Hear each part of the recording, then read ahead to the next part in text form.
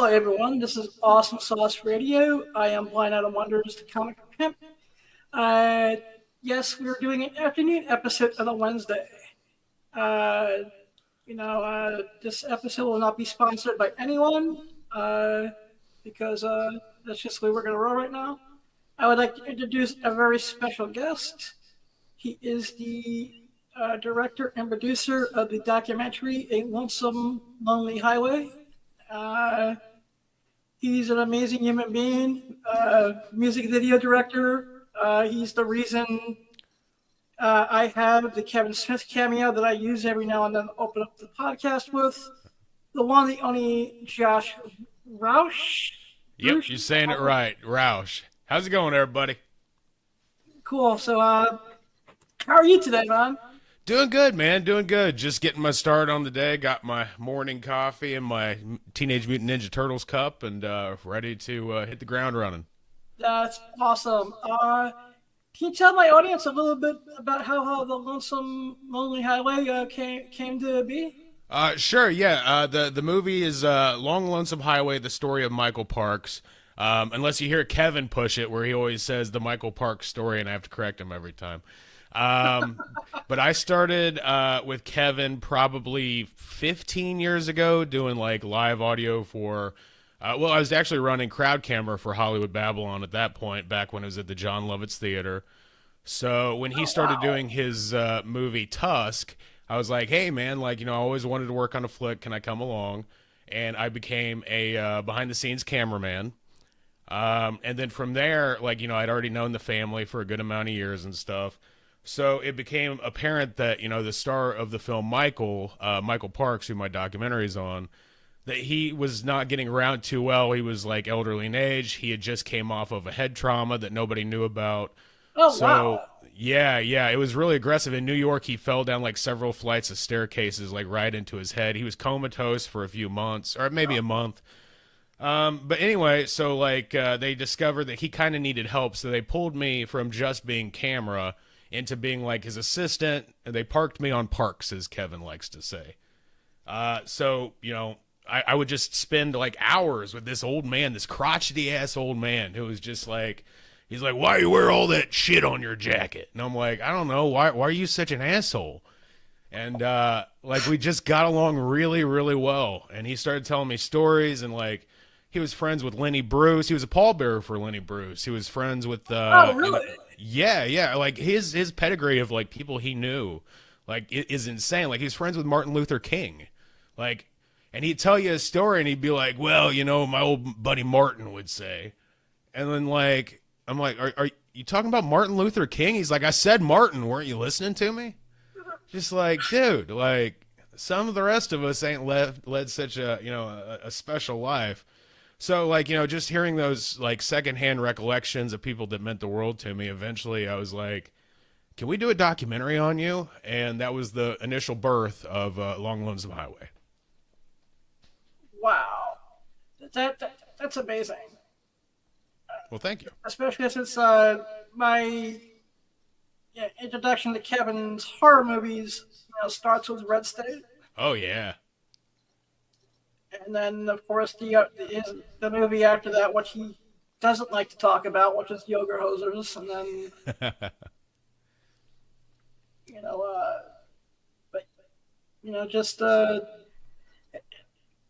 what were some of the challenges in getting this made? I mean, you said this documentary took many, many years to finally get to this point.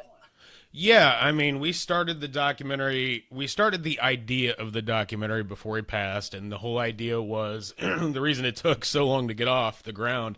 I love my dear friend Michael, loved past tense, I guess, like a grandfather. But he was always a little short-changed by the industry, and that short change also hit his pocketbook. So he wanted, like, I think the number was like $20,000 to do the documentary, which is not normally how documentaries are ran at all. There's no financial investment to the star.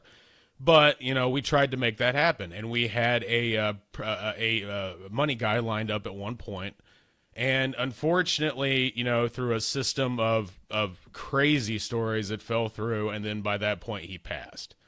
Um, you know, so at that point, we were off to the races, and we're just like, well, I found an old interview that had not been released that he had done with one of his buddies, Mickey, whose last name escapes me at the moment.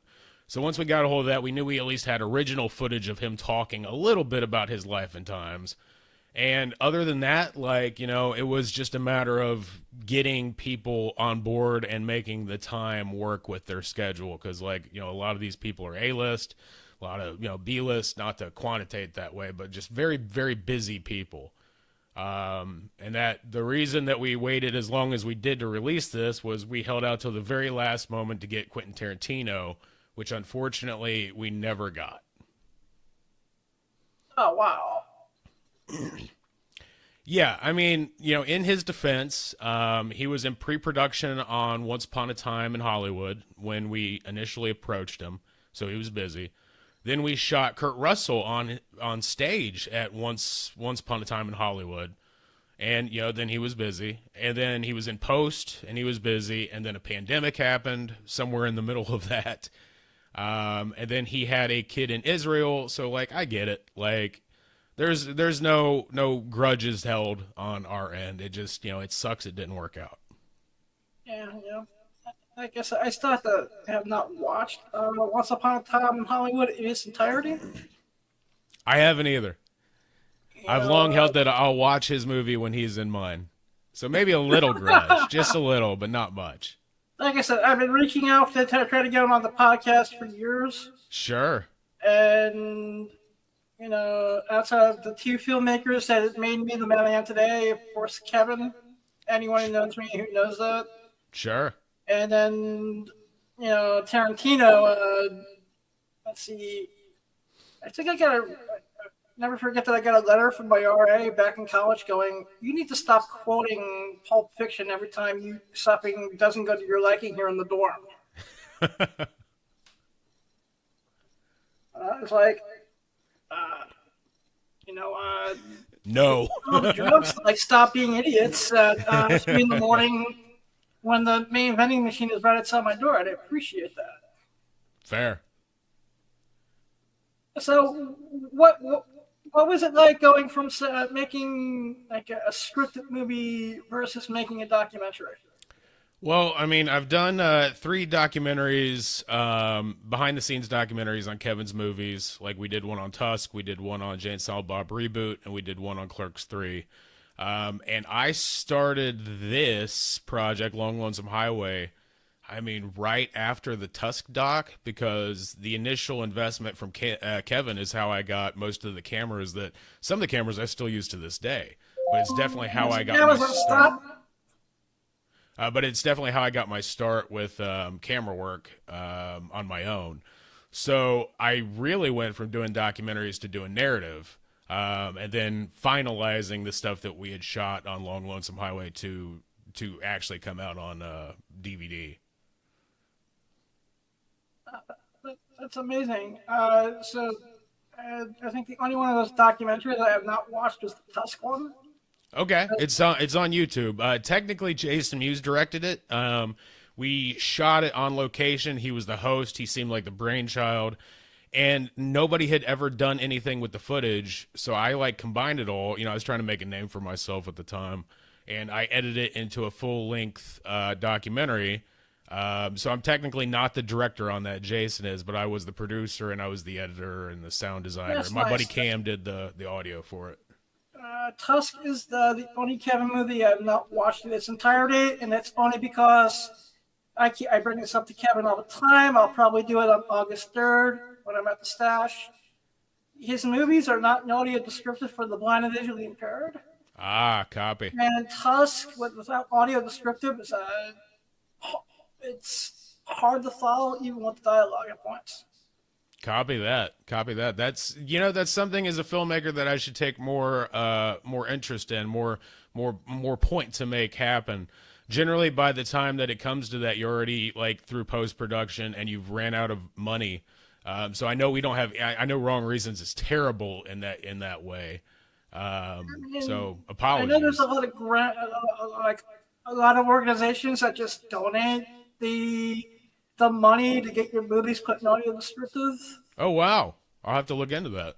And like I said, especially as a blind or visually impaired or whatever the politically correct term to call myself is today, because no one ever Sure. gives me a memo. Uh, no one ever asks my feelings on. So just call me blind. Keep it simple. Fair. But it's just like I am a huge film buff, and it just amazes me how many movies that I love that are not in 880. Yeah, that's a fair point. Kevin's entire library is not in 880, Right. but like something like Clerks, doesn't really need it. Yeah, I suppose there's not a lot visually, like, camera cuts other direction. It's just like, you know, and Veronica picks up the a white fire extinguisher and sprays it. You know, Yeah, that's fair. you know. So So let me ask you, as somebody that's visually impaired, do you dig on commentaries like a lot? yeah, I am actually. Okay. I mean, that makes sense. Like it's another way to experience something that, you don't have the total, ability to. Yeah, like after watching, say, like a movie like Superman, Sure. that's even in audio descriptive. Even then, I'll still go back and on YouTube and go to like a new rock stars or something for their Easter eggs. Okay. Just because there's always something that was, still even with audio descriptive, I hard to feel make that. out or hard to understand. Sure. And it's like, cool, that's what that was. So when And you as go a visually impaired,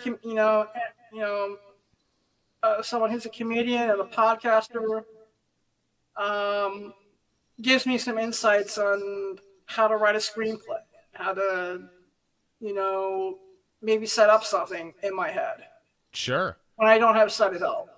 So when you go to the theater, you wear the headphones with the audio description. That's how that Yeah, works. yeah. Okay. Then it's either, and then depending if it's which AMC I'm at in New York or New Jersey, it depends how many times I have to get up and ask the people, this headset's broken, Oh, that this head's sucks. sorted out.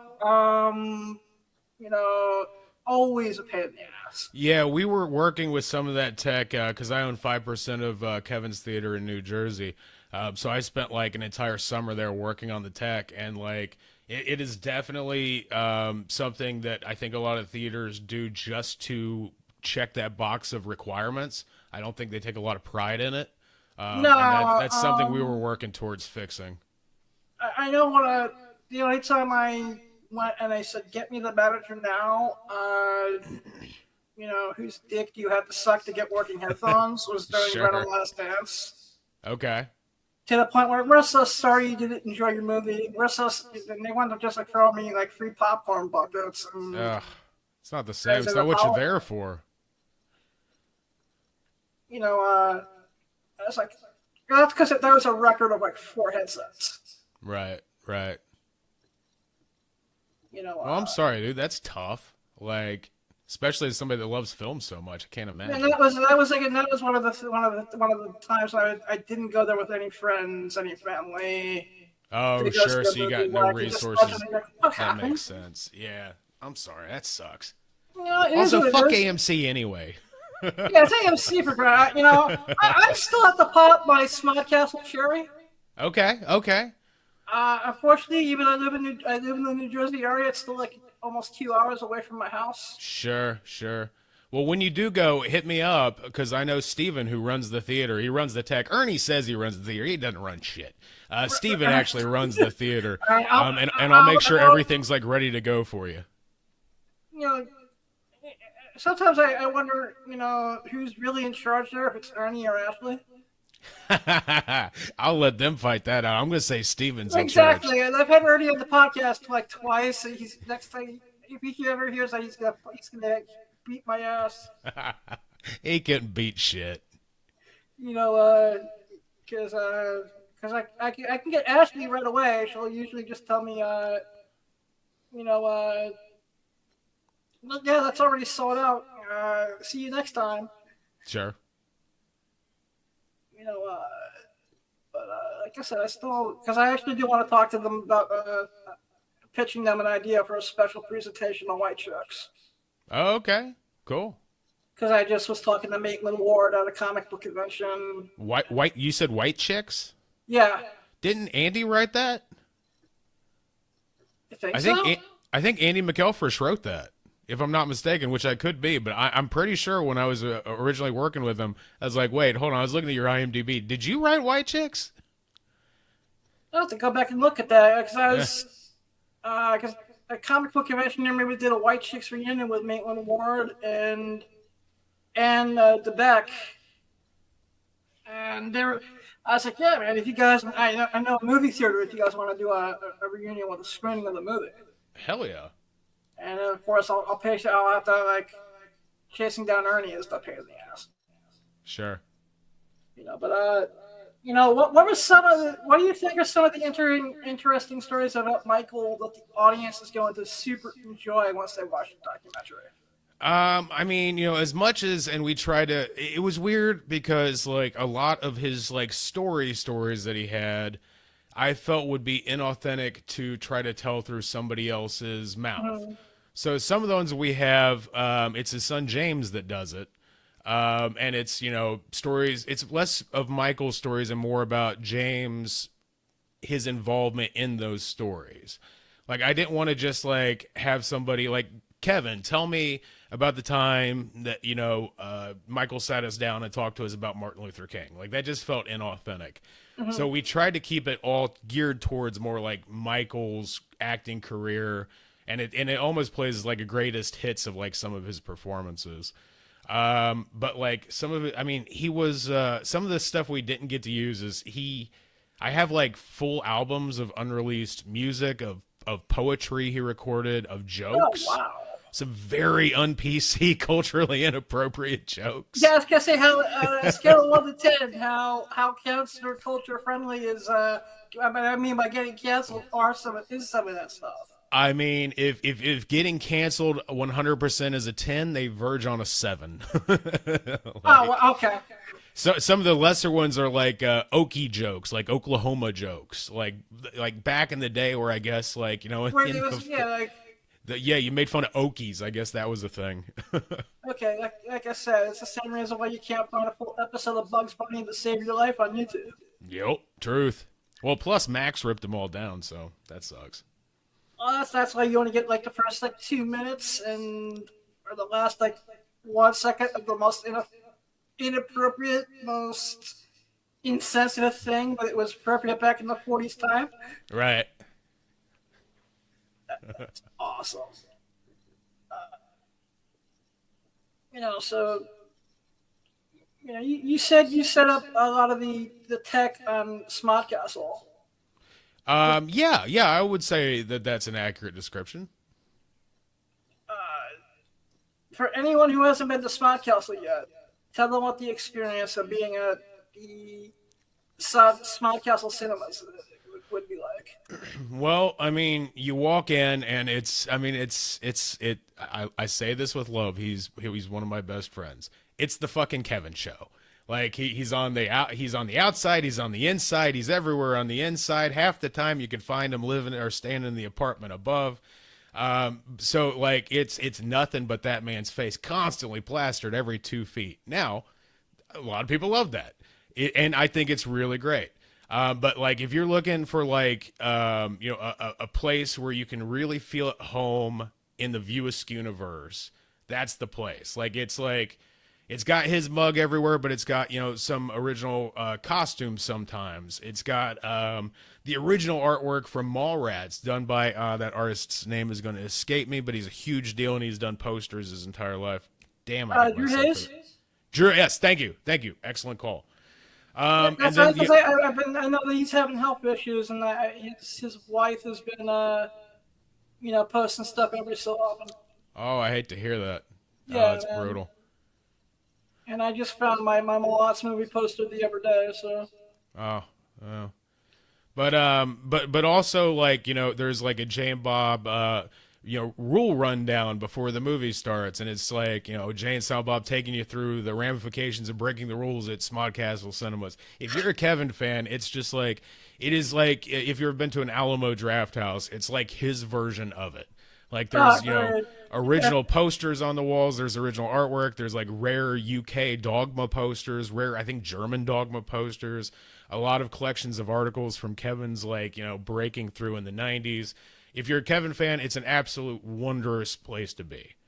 That's awesome. Like I said, like I said, sometime before the end of the year, I definitely, hopefully, if I can get everything to work out on the 3rd, especially with transportation, I'll go to the signing, and then I'll go to the, whatever he's calling that podcast with him and Harley Quinn Smith.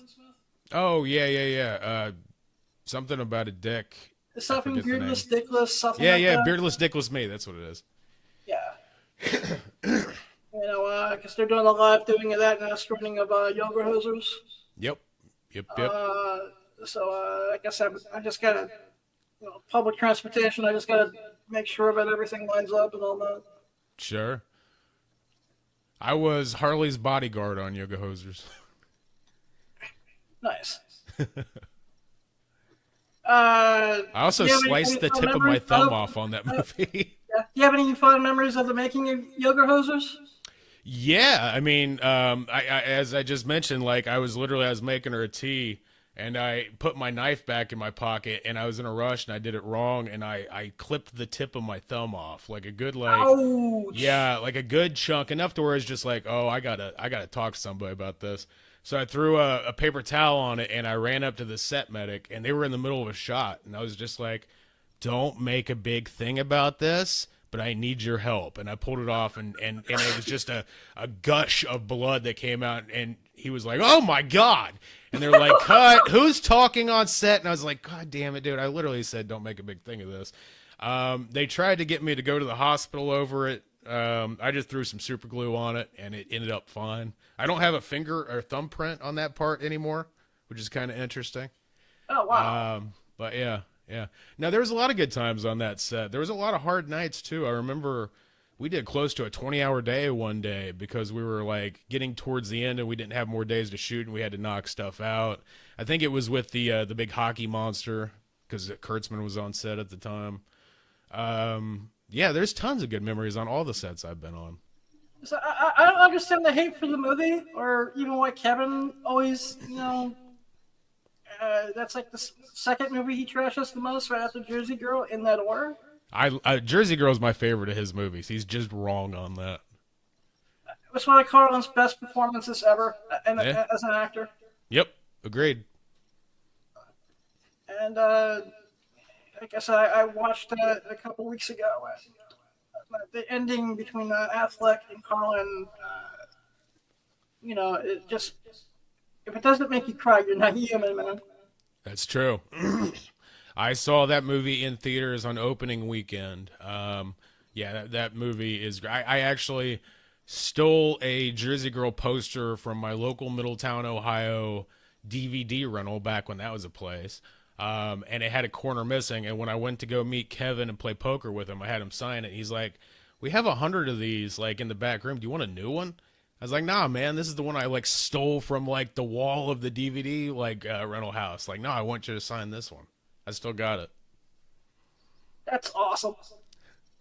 And outside on opening weekend, took my kid brother. At that point, we were going all the Kevin and us together.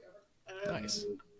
I think it's the only movie he still to this day is not 100% a fan of, just because it's not your typical Kevin movie. Sure. I think that's a sign of a good filmmaker, though, to step outside your norm every now and then. Yeah, actually, I think it's the first time I watched it in a couple of years, and it still really holds up as well. And I just always love the opening with the school. Yeah. Where she's having to read all the assignments, and all the kids are being little kids.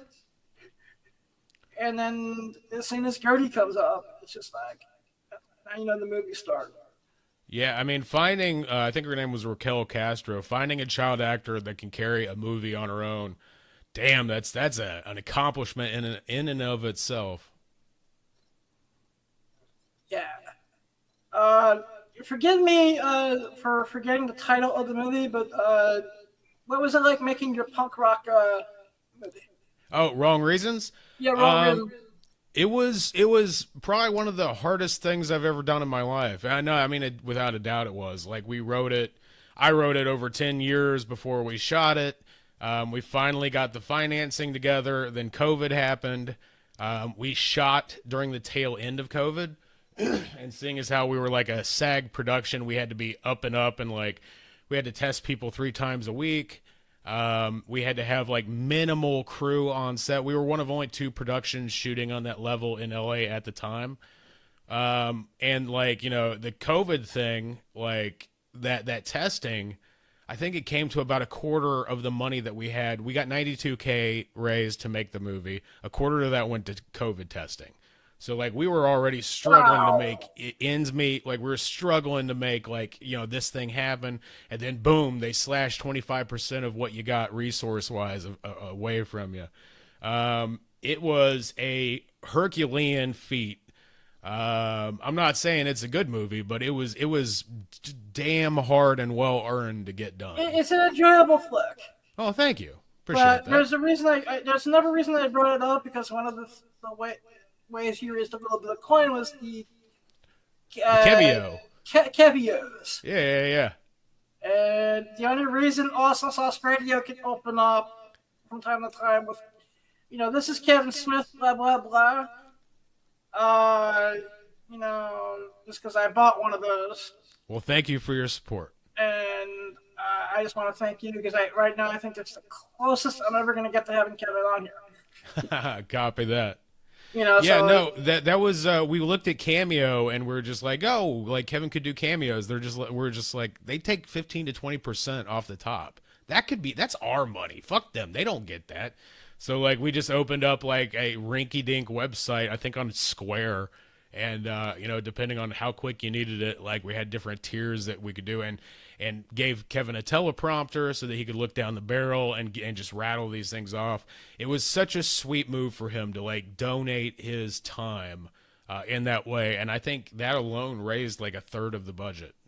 that's awesome sauce. Like I said, to me, it was just because during COVID, you couldn't do stand-up comedy or you couldn't do comic book conventions or anything. So Yeah, I was podcasting 24/7, damn. and I was just like, eh, I was like, I just want something cool, and then Liv. Shout out to your wife, Liv. Ex-wife, but yes. Ex-wife. My apologies. No, it's all good. Water under the Um, bridge. I can edit that out in post. No, it's fine. It's totally fine. Like we're on good terms. It's All totally right, fine. cool. Yeah. But thank you. But she helped me edit it down to a point where she's like, it's just like 90. We can only use like 2% of what you sent. I'm like, whoops. She's like, give me the gist of what you want. I know you have dyslexia on top of the blindness, and then That's tough. and then she fixed it out, and then it's you know just hearing him be like, it took Blindell to teach me how to see that I'm a crappy filmmaker and a crappy writer. And he's like, yeah, if there's a Mallrats sequel coming out, I'm using this. And I'm like, yeah, cool. Because I thought about this Kevin Smith cameos to you guys from Jordan, actually. Sure. Because I was trying to get that was my once a year attempt to try to get Jason on the podcast. Fair. Fair. Because every other I see him, he's like, hey, just message Jordan, and Jordan will try, and then Jordan will tell me, he's too busy, but we love you, and I'm like, okay, I hope the kids are well, and I'll try again in 6 months. I mean, those guys have a crazy schedule. I think they just got off the road from doing like most of the year doing whatever they're calling Jay and Bob now. I forget what Actually, I think it's the oral sex. Yeah. The oral sex tour. Yeah. But those guys go hard, man. They go hard. I was their tour manager for 2 of those tours. Like they wake up, we drive ourselves, we get to the next location, do a show, meet some people, go to bed, wake up early, wash, rinse, repeat. Like, they're workhorses. So Like I said, someone who's I know back in the early 2000s, he's saw Kevin 5 times in person in 1 year. oh wow. Yeah, just because that's the way the calendar lined up, he was in the New York City, New Jersey area that many times that year, or it just made it easier. Sure. And that was the 1 year for the Zach and Mary thing. I was actually able to see it in Hall H Oh, okay. over at San Diego. So where could a Lonely Lonesome Highway be streamed? What an excellent question. I wish I had an answer for you. Unfortunately, I do not. Right now, we're out on DVD only. You can get it on Amazon for under $11. Dude, I was so stoked that like we got physical media because like with a documentary, let alone any movie these days, it's so rare to get physical. So we got that on DVD right now. Streaming, it's looking around maybe August. But we are going through MVD, and they essentially shop it out to the streaming platforms. Okay. Unfortunately, the Netflixes and the Amazons of the world, they want everything produced in-house, so they don't actually entertain purchasing your movie, which sucks. But we're out to a handful of other outlets. That's good to know. Yeah. I did not know that. Yeah. Unless you make something in-house, the odds of getting picked up by Amazon or any of the really big boys is very close to zero. You guys ever think of trying OnlyFans TV? I mean, I'll do OnlyFans for the right amount of money. I'll do it No, all no. normal Actually, like. people don't know this. It's very unknown. There is of course, there's what OnlyFans is known for. Sure. But there's also a safer work OnlyFans streaming platform. Oh, okay. It's used mostly. It's mostly used for stand-up comedy. Okay. Like Whitney Cummings has had a couple of her specials there. Oh, that's cool. Like I said, I just recently found out about it. I was like, holy shit. That's cool. Yeah, I know MVD, like we're signed with them, so they have to do it. But I'll mention that as an option, like because I know Wrong Reasons is now out on, it went straight to consumer and Blu-ray, and then it eventually landed on the Tubies and the free networks. So if I saw Wrong Reasons on OnlyFans TV, I wouldn't be surprised. But that might be a good home for it. Yeah, like I said, thank God for TV because, like Red State, for Red State's got a print on DVD right now, I think, still. Yeah, I think you're correct. I know Dogma is about to be back in print. Yep. And my two local AMCs can go fuck themselves because neither of the two AMCs around me actually showed the 25th anniversary of. Oh, really? Yeah. Yeah. So, what was it like working on Hollywood Babylon? I mean, technically I still do. I just I've been touring with a lot of punk bands and stuff, and I didn't always do the out of town gigs anyway, just because it just financially doesn't make sense to drag a third person along. So technically I think I'm still a member of the Babel crew. I just haven't executed the position in probably a year or so. I love Ralph Garman to death, one of my favorite sweetheartest human beings on the planet. Just the biggest cheerleader that could be of somebody's career. Helped me rewrite Wrong Reasons. I just timing.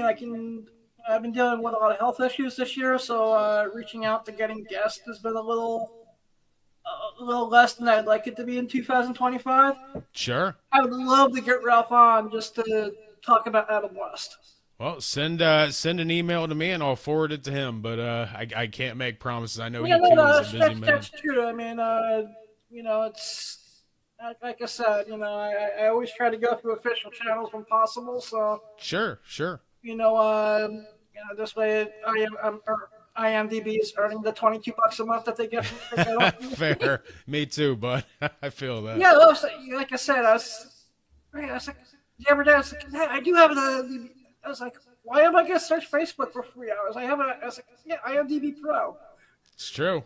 It comes in handy sometimes until you you reach a level where there is no contact info. Yeah, when I was looking at the Batman the Animated Series, I was looking up Paul Dini and Bruce Timm, Oh, sure. and that's like no contact info, and I was like, okay. Yeah. There goes Yeah, that. There goes those two ideas. Paul Dini's a sweetheart for what it's worth. Yeah, I mean, I haven't seen him. I haven't even seen him at a convention in years. Sure. I want to get your opinion on this as a filmmaker and someone who works with musicians the whole thing. How do we get more people with disabilities involved with making film and being a part of the entertainment industry? God, what a good question that I was not prepped for whatsoever. I mean, honestly, there should be more ground level positions, more PA opportunities, more, probably more experts also on the higher end that, that are film fans like yourself that know exactly what they would want as a fan. Like, everything I do, like, and everything I try to design is based on, like, what I would want to see and what I would purchase. So if we had more people like yourself, like, actually part of the creative process, I think you could gear things more towards the consumer that they would actually enjoy rather than something that feels like a button on or a tag on afterwards. That's awesome. Yeah, I do have like a couple of my friends that do consulting for whenever a blind person is in a movie or a TV show. Oh, okay. Copy that. Like the person who was my orientation and mobility instructor, shout out to Joey Stretch, was actually Charlie Cox's blind consultant on Daredevil. Oh, that's cool. And I was just like, and then the last time I talked to Joey, I was like, USOB. And I was just, it's like, I heard you've been you're still doing well. That's good to hear. I was like, I hope you tortured Charlie like you did all your students. I've seen, like I said, stuff like that. So, Sure. Yeah, my whole thing is like I said, I just been doing a lot more podcasts. The podcasting I've gotten down to a science. Nice. And I'm getting to the point where I'm just like, directing a movie is just like directing a sighted guide on how to do things. It's true. So I have something I wrote that I'm hopefully going to start working on in the fall. Oh, that's cool. Congrats. Because I'm trying to find a blind actress for the lead part, and that's like the next challenge. I feel that.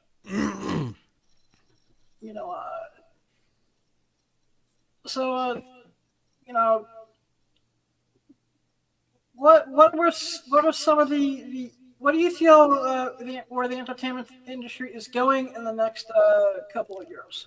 Oh, what a bombshell of a question. I mean, well, if AI doesn't take it all over from all of us,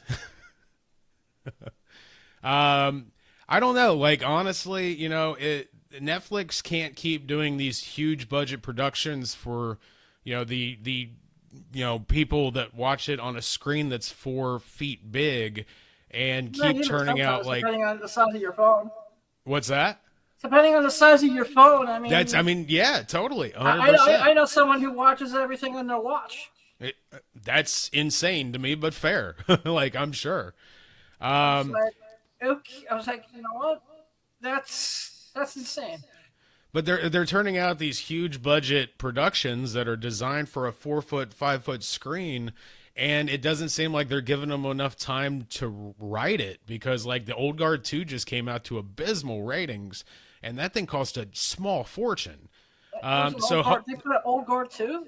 Yeah, I think it's the Old Guard. Is that what it's called? Yeah.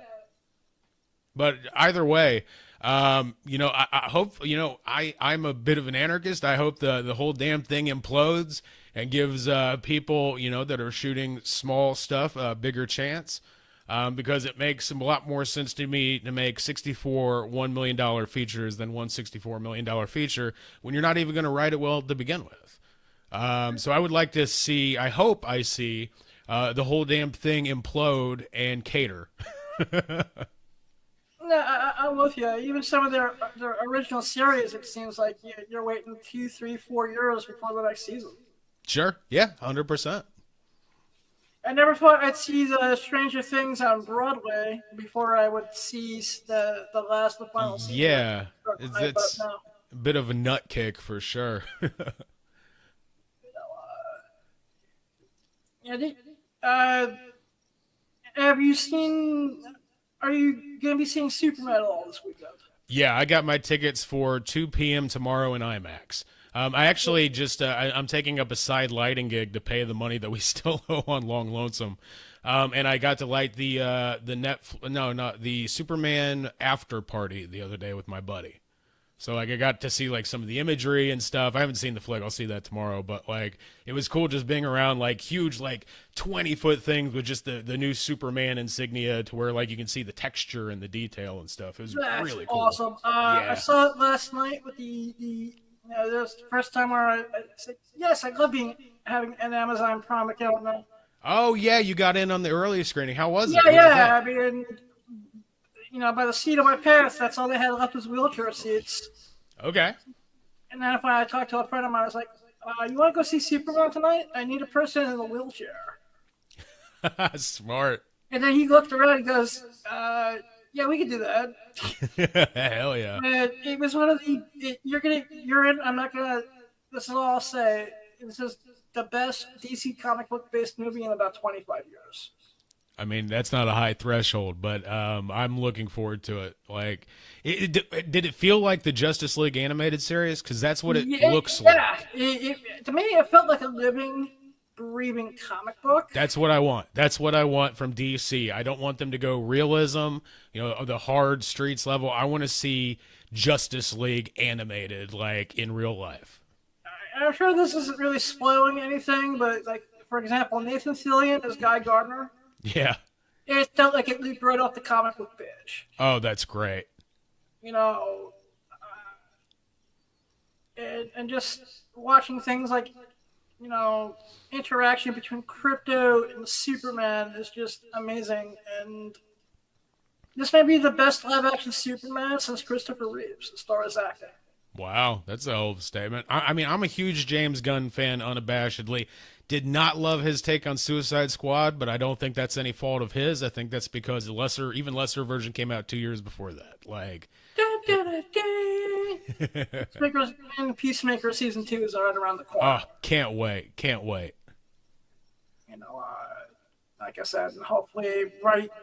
I don't know when the comic book convention in Boston is, but I saw that John Cena was a guest, so I'm going to take the 5-hour bus trip up. There you go. I hear nothing but good things about the man. Because I can I just record my reviewing the Marine to you, Mr. Cena's son?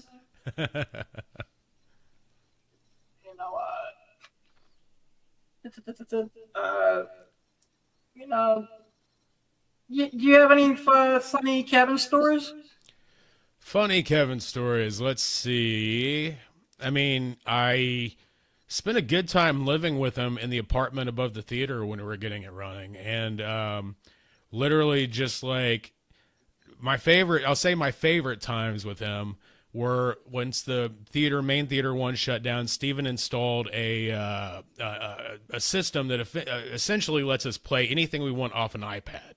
So like it plays at full quality, you just control it with the iPad, goes up and talks to the projector on an Apple TV, and you can just literally we'd just watch Rick and Morty all night, and he would get stoned as hell, and I'd get like a secondhand buzz or whatever, order like dinner directly into us, and we would just like sit up the Apple boxes and just like eat candy and food, watching whatever the hell we wanted on a giant TV with a laser projection. And then just like, Mystery Science Theater live commentary, the entire damn time. Like we watched everything from Every Which Way But Loose to, was it Littlest Whorehouse in Texas? Tons of Rick and Morty. Yeah. I mean, it was just such a good, wholesome time with one of my best friends. And like, in a way that I don't think that most people would ever get to experience media. Like literally watch 15 minutes. Nah, we feel like changing it. Let's change it to something else. Like in a theater. Like it was wild. That's awesome. Like I said, I haven't seen him for 2 years, and then I saw him last year at the. I saw him for 2 seconds at New York Comic Con because I was there for Jason Lee, and I knew I was going to the secret stash like the next day. And then he saw me and he grabbed me and gave me this big hug. Aw, he's a No, sweetheart. I met him for the first time back in 2002 at when Jay got out of his first rehab and we were celebrating that. Sure. And, just been, we, for some reason he took a liking to my fat blind ass. And, You're a hard man not to and love. actually, he's part of the reason the podcast started in the first place. He's just like, you should just be going like Opie and Anthony and Howard Stern and be the blind movie guy. There you go. I mean, that's a hell of a gimmick right there. You got it. And I was like, yeah, I can do that. And, like I said, and now that he's got the theater, now he's got a theater. He's in Jersey, Morris. That's true. I think he's in LA the rest of this The only thing that month. sucks every time he does one of those Watch with Kevin things. Yeah. So I talked to my family. We have any family stuff coming up this weekend? I'm like, crap. It's always like around a birth time of the birthday party. Fucking family, man. Yeah, one of these days. Do you have any advice for kicking Ryder Block's ass? For what? For kicking the. I see it. Honestly, press through. Change gears. Make your characters do something that they wouldn't naturally do. Just anything to keep putting pen to paper. And I haven't wrote anything since I hadn't written anything since Wrong Reasons, and I just started on my next script, and it was just because I wanted to find the right tale to tell.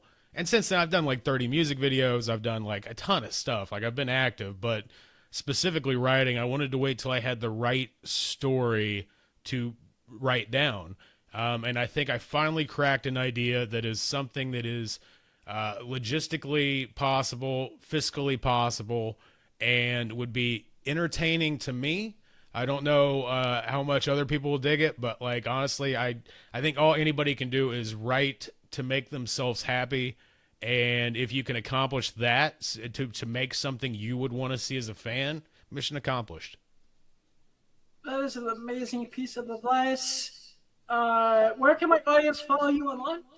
I am at Josh Roush, JoshRoush, on every single media platform possible, except for, I think, TikTok. I'm like the real Josh Roush, maybe.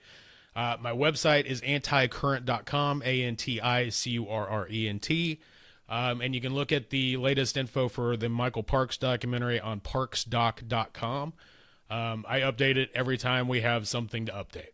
That's awesome. And I did watch the trailer for like the 15th time, before we started. Oh, thank you. I was trying to find a link to actually stream the movie, but I'll just go out and buy the DVD. Yeah, once it'll probably be August or maybe November. I saw there's 2 sets of dates for various types of streaming, but we're hoping to get a exclusive with one of the mid-tier streaming networks for at least a 2-month period. Would be the best case scenario. That's awesome. Like I said, I got later on between now and before the 11th, I have to go on Amazon and see if I can get a good deal on a portable DVD player again. Oh, sure. Unfortunately, at the last comic book convention I was set up at, the stupid battery thing died. Oh, that sucks. Doesn't want to recharge anymore. Jeez. But thank you for being a guest on the show. Oh, thank you for having me, man. And just thank you for Wrong Reasons, and just thank you for all the entertainment. Well, thank you for your support on Kevio. Thank you for giving a shit enough to talk about me. I thank you a lot. Thank you. You have a great rest of your day, man. You too, man. Thank you. I'm going to go do an oil change on my buddy's car now. All right, cool. Have fun with that. Oh, yeah. All right, everyone. That was Josh Rush. Go check him out. Go check out A Lonely Lonesome Highway, Wrong Reasons. Everyone, please go chase your dreams. You just might catch them. Remember, you don't just have to have a vision. I can be checked out at the Real Blind Adam on Instagram, Twitter, X, whatever the fuck they're calling themselves. It's the Comic Pimp, Minivid slash Blind Adam, eBay slash Blind Adam. Uh, yeah, that's all my platforms as of now. And I'll see you guys with JV, where we're gonna, later on tonight at 8 p.m. We're gonna be talking Superman, and keep one foot in the gutter, one fist in the goal. Be too hot to handle, too cold to hold. Love you all. Find out I'm out. All right, let's see if we can hit the buttons, yo. Link graph buttons, awesome sauce button edit lives, clickable button cancel, clickable button restart, clickable button pause, clickable button end switch mainland, clickable, click banner land, clickable button pause, clickable button end screen outro, clickable button set out, button not yet, button end screen, button not yet, button end screen, button end screen.